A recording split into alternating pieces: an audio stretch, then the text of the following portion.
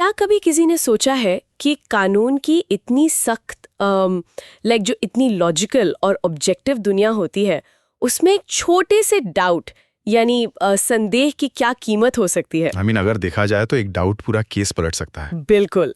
सुनने में शायद अजीब लगे लेकिन कभी-कभी यही एक छोटा सा डाउट किसी को सीधे जेल जाने से बचा सकता है। आज के इस इन डेप्थ डिस्कशन में हम ठीक इसी बात की गहराई में जाने वाले हैं। हम बात कर रहे हैं सुप्रीम कोर्ट के एक बेहद हिस्टोरिक फैसले की, Mrityunjay Das and another versus Syed Hasibur Rahman and others, AIR 2001 SC 1293। और ये बहुत ही एक लैंडमार्क तरह का केस है। हाँ, तो ओके, लेट्स अनपैक दिस। आज का हमारा मिशन बहुत ही खास है। हम इस पूरे जजमेंट को सिर्फ ऊपर से समराइज नहीं करेंगे, हम इसे लाइन दर लाइन डिकोड करेंगे। हम जजमेंट की एग्जैक्ट इंग्लिश लाइंस को पढ़ेंगे और समझेंगे कि उन भारी भरकम लीगल शब्दों के पीछे की असली कहानी क्या है।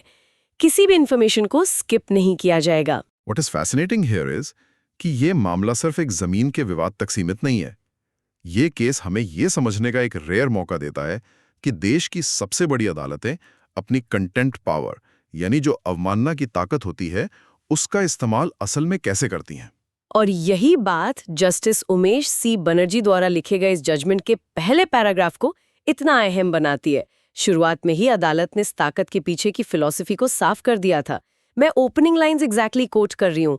The introduction of the contempt of courts act 1971 in the statute book has been for purposes of securing a feeling of confidence of the people in general for due and proper administration of justice in the country.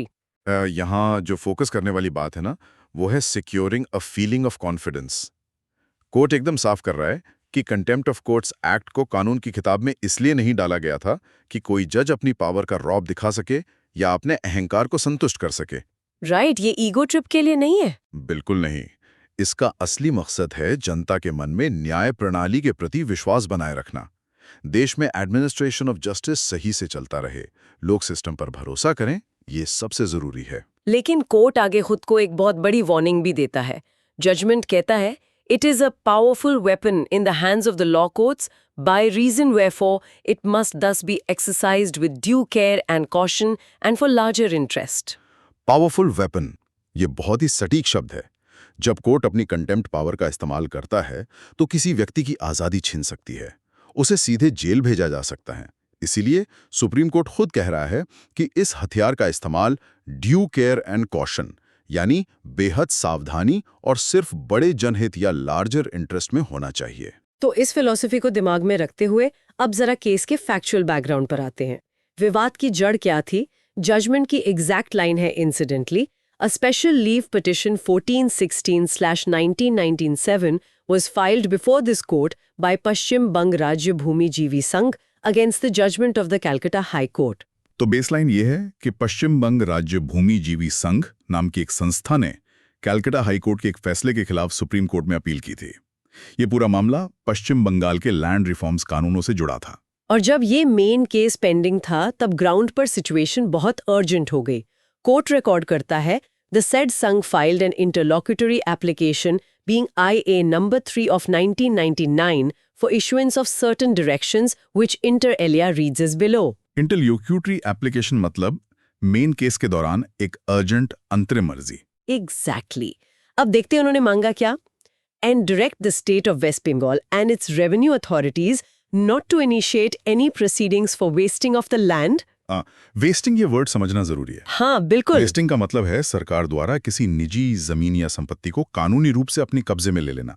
तो संघ supreme court से कह रहा था कि राज्य सरकार को उनके मेंबर्स की जमीन छीनने से तुरंत रोका जाए। So what does this all mean?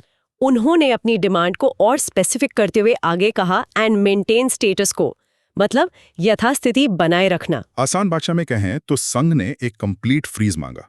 जो चीज आज जैसी है उसे अदालत के अगले आदेश तक बिल्कुल वैसा ही छोड़ दिया जाए। जमीन छिनने का डर बहुत बड़ा था, इसलिए सुप्रीम कोर्ट ने तुरंत दखल दिया।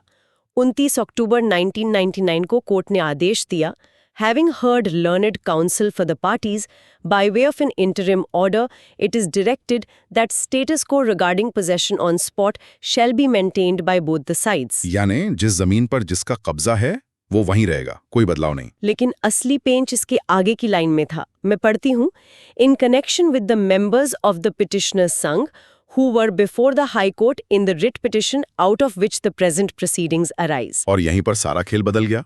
इस डीप डाइव में जो लोग सुन रहे हैं उन्हें कोर्ट के इन शब्दों पर बहुत ध्यान देना चाहिए। Who were before the High Court? Supreme Court ने ये बिल्कुल नहीं कहा कि पूरे संघ की जमीन बच गई। सिर्फ उनकी बची जो पहले हाई कोर्ट में थे। राइट, उन्होंने एक शर्त लगा दी थी। और राज्य सरकार को भी ये पता लगाने के लिए समय दिया गया कि आखिर ये लोग हैं कौन। टेक्स्ट कहता है, Learned Senior Counsel for Respondent State of West Bengal is right when he says that some more time is required as 13,000 persons are listed and they have to ascertain about their existence on the spot. If you connect this to the bigger picture, तो जरा सोचिए ये कितना बड़ा logistic nightmare था। सरकार को 13,000 अलग-अलग लोगों के रिकॉर्ड्स खंगालने थे और फिजिकली जाकर ऑन द स्पॉट वेरीफाई करना था, जो कि कुछ ही हफ्तों में असंभव था। इसलिए कोर्ट ने समय दिया, लेकिन एक सख्त आदेश भी जोड़ा।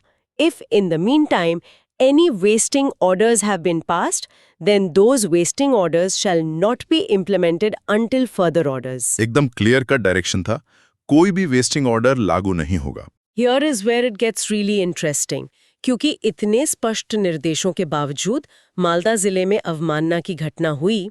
जजमेंट के मुताबिक it is this order which is said to have been violated. The petitioner number 1, being a resident of village Amriti, district Malda, was served with a notice dated 5th April 2000. Possession of 37.47.5 acres of land was directed to be made over. मतलब local revenue officer ने process शुरू कर दिया और 37.5 एकड़ जमीन का कब्जा मांग लिया। हाँ, और पिटिशनर नंबर 2 के साथ भी यही हुआ। Similar is the situation as regards the land belonging to petitioner number 2 and possession 20.76 acres of land was also obtained. तो दोनों पिटिशनर्स से लगभग 58 एकड़ जमीन फिजिकली छीन ली गई। और ये तब हुआ जब पिटिशनर्स ने उन्हें सुप्रीम कोर्ट के ऑर्डर की कॉपी भी दिखा दी थी। ये तो सीधे-सीधे डेलिब्रेट वायलेशन यानी जानबूझकर किया गया उल्लंघन लग रहा था। और इसी मोड़ पर सुप्रीम कोर्ट ने मेजेस्टी ऑफ लॉ पर अपनी बात रखी। कोर्ट ने लिखा, the purpose of contempt jurisdiction is to uphold the majesty and dignity of the courts of law. The entire democratic fabric of the society will crumble down if the respect for the judiciary is undermined. Majesty of law कोई किताबी concept नहीं है। अगर राज्य के अधिकारी ही supreme court के orders को मजाक समझने लगें तो समाज का पूरा लोकतांत्रिक ढांचा, डेमोक्रेटिक फैब्रिक गिर जाएगा। बिल्कुल। लेकिन फिर कोर्ट कानूनी सिद्धांतों पर आता है। आगे की लाइंस है, He who asserts must prove.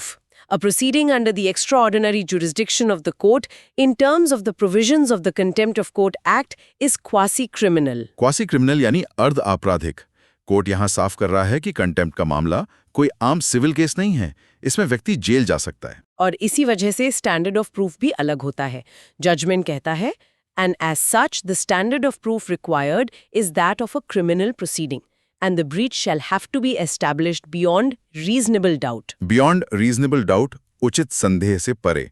अगर अधिकारी की मंशा पर जरा सा भी तार्किक संदेह है तो आप उसे सजा नहीं दे सकते। और इस क्रिमिनल स्टैंडर्ड को समझाने के लिए कोर्ट ने लॉर्ड डेनिंग के मशहूर रेप ब्रैम्बलवेल केस को कोट किया। मैं पढ़ती हूँ, a contempt of court is an offence of a criminal character. A man may be sent to prison for it. It must be satisfactorily proved. Where there are two equally consistent possibilities open to the court, it is not right to hold that the offense is proved beyond reasonable doubt. Two equally consistent possibilities. ये इस पूरे judgement का सबसे critical legal principal है। अगर किसी situation की दो बिल्कुल बराबर और तार्किक व्याख्याएं बन रही हों तो उसे बियॉन्ड रीजनेबल डाउट नहीं माना जा सकता। और इंडियन अदालतों ने भी हमेशा यही माना है। कोर्ट ने अर्चना गुहा, अलीगढ़ म्यूनिसिपल बोर्ड और वीजी निगम के केसेस का जिक्र किया। हाँ, वीजी निगम केस में तो साफ कहा गया था कि सिर्फ संभावनाओं यानी मियर प्रोबेबिलिटीज के आधार पर किसी को सजा देना बहुत खतरनाक है। तो अब वापस चलते हैं मालदा की उस जमीन विवाद पर। क्या वहां बियॉन्ड रीजनेबल डाउट का क्राइटेरिया पूरा हुआ? कोर्ट का एनालिसिस है, Admittedly, this court directed maintenance of status quo with the following words: the members of the petitioner Sangh who were before the High Court. This raises an important question. ये वही line है जिस पर हमने शुरुआत में focus किया था। Exactly. याचिकाकर्ताओं का मानना था कि ये आदेश सभी 13,000 सदस्यों के लिए था। जबकि सरकार का मानना था कि ये सिर्फ उन चुनिंदा लोगों के लिए था जो हाई कोर्ट में थे। तो यहाँ दो इक्वली कंसिस्टेंट पॉसिबिलिटीज बन गई। मालदा वाले पिटिशनर शायद उस पहली लिस्ट में नहीं थे, इसलिए अधिकारियों ने सोचा कि उन पर सुप्रीम कोर्ट का स्टे लागू नहीं होता। तो कोर्ट का फाइनल कंक्लूजन क्या रहा? ये सबसे अहम लाइंस हैं। The doubt persists, and as such, in any event, the respondents, being the alleged contenders, are entitled to have the benefit or advantage of such a doubt. The doubt persists, क्योंकि आदेश की भाषा में ही दो मतलब निकालने की गुंजाइश थी, इसलिए एक तार्किक संदेह बना रहा। और क्रिमिनल लॉ के तहत इस संदेह का पूरा लाभ, बेनिफिट ऑफ डाउट, राज्य के अधिकारियों को मिला। यह साबित नहीं हो पाया कि उन्होंने जानबूझकर आदेश तोड़ा है। और पिटिशन का क्या हुआ? लाइन है, this contempt petition fails and is dismissed. Petition खारिज हो गई। ये पूरा केस हमें सिखाता है कि कानून में शब्दों की कीमत कितनी बड़ी होती है। एक आम इंसान के अधिकारों की रक्षा करने के लिए जो बियॉन्ड रीजनेबल डाउट का कठोर स्टैंडर्ड है, वो कटघरे में खड़े एक सरकारी अधिकारी को भी उतनी ही मजबूती से बचाता है। बिल्कुल। और इस चर्चा को खत्म करने से पहले एक बात सोचने वाली है जो ऑडियंस के लिए मैं छोड़ना चाहूंगी। कल्पना करें अगर अदालती आदेश बिल्कुल गणित की तरह सटीक लिखे जा सकें, जिनमें दो मतलब निकालने की कोई गुंजाइश ही ना हो, तो क्या दुनिया में अवमानना या कंटेम्प्ट की केस कभी होते? शायद नहीं। या फिर इंसानी भाषा अपने आप में ही इतनी अपूर्ण है कि उसमें हमेशा डाउट के लिए एक छोटी सी जगह छूट ही जाती है। जब तक इंसान कानून लिखेंगे, शायद तब तक ये बेनिफिट ऑफ डाउट जिंदा रहेगा।